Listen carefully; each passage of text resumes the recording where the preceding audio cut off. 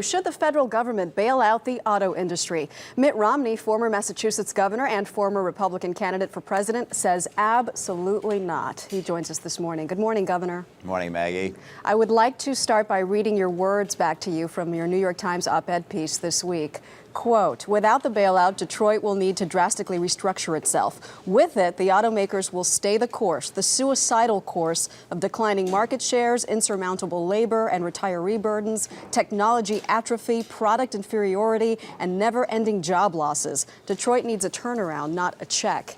Do you stand by those words, even seeing Wall Street's violent reaction to the turmoil in the auto industry?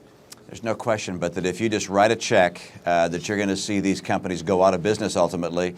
Instead, we have to help these companies restructure, stay in business, but restructure, shed the unnecessary costs, make them competitive with the transplants and the foreign cars, and by virtue of doing that, make sure they stay in business long term.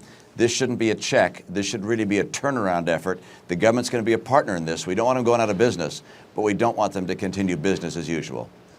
There have been a lot of letters to the editor of the New York Times in response to your piece. I'd like to just read you one from the Lieutenant Governor of Michigan. Mr. Romney's suggestion that our economy would be best served by a Big Three bankruptcy is a breathtaking assertion of economic Darwinism, made more shocking by his roots in Michigan, you're the son of an auto exec, where hundreds of thousands of jobs rely on the auto industry. So despite the dire consequences to our economy and all the jobs lost, you say so be it? Well, let's be clear about this. Bankruptcy does not mean closing it down, liquidating it, or losing any jobs. The course that this industry is on and has been on for the last couple of decades has been job loss after job loss, losing market share, unprofitability. What I'm talking about is using the court or an out-of-court settlement or perhaps special legislation to help these companies get rid of the excess costs that make them non-competitive, that mean ongoing job losses, get these companies in a competitive position so they can stay and grow and add jobs. That's the course.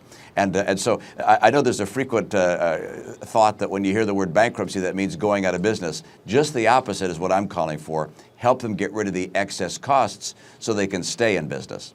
Let's talk about previous bailouts that have been successful. We think of Lee Iacocca back in 1978, who took a bailout, paid it back within 3 years, and returned that company to profitability. Why can't they do that again?